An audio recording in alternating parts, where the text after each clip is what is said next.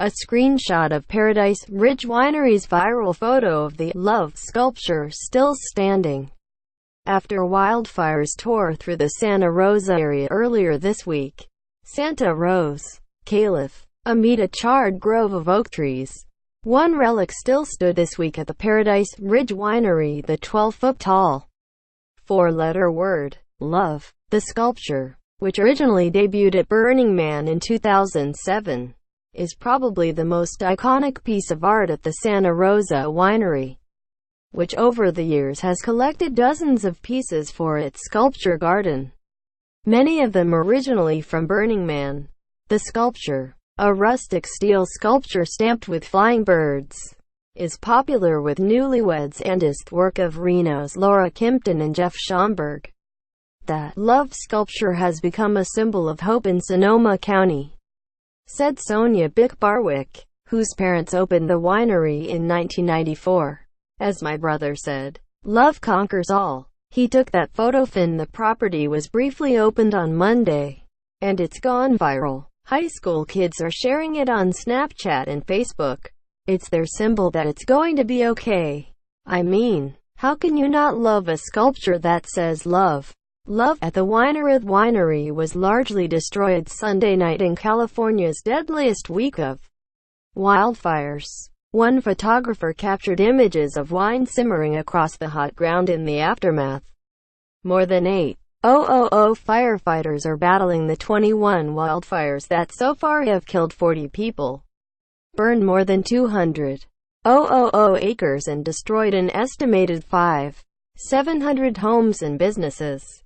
The art, however, and most of the Paradise Ridge Winery's grapes miraculously survived. Most of the winery's supply also was in storage, so the business will be able to sell its supply to other distributors. Seeing all this art still standing, it's a perfect symbol of resilience. And not all of Sonoma County is burned. We gotta make sure that people know there's still a lot left. Please don't not come visit us. All that's showing on the newsy is things on fire, but that we have a lot left, Byck-Barwick said. Byck-Barwick's parents bought the property in 1978, so it was her childhood home long before it was a winery. When her father retired as a physician, her parents opened the winery with Byck-Barwick's mother, Marichka, running the bulk of the operation. Her father, Walt, wanted a task, so he decided to delve into the art world. My parents were engaged in a sculpture garden in Holland, and they just love outdoor sculpture gardens, Byck-Barwick said. My father, he was wandering through the wooded glen, and he realized it would make an amazing sculpture garden. He started to work on that and it became his passion. Artists, they love him because he's a visionary. His favorite people to hang out with are artists because they have a different lifestyle. When Marichka died 11 years ago, her husband named the sculpture garden Marichka's Grove. The sculpture garden was open to the public and has become home to a portion of the collection of the Voigt Family Sculpture Foundation, which has commissioned pieces by a number of Burning Man artists. Sculpture community Byck family purchased the Love sculpture several years ago, but it is only one of more than 24 sculptures on the property.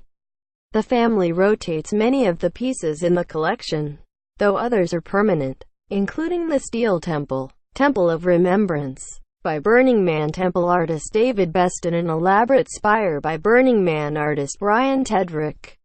Both Best, who designed and built Burning Man's first ever temple and many of the ones thereafter, and Tedrick, who built the 2016 spinning warthog sculpture in the Portal of Evolution, now in Reno, are artists living within a stone's throw of the devastation.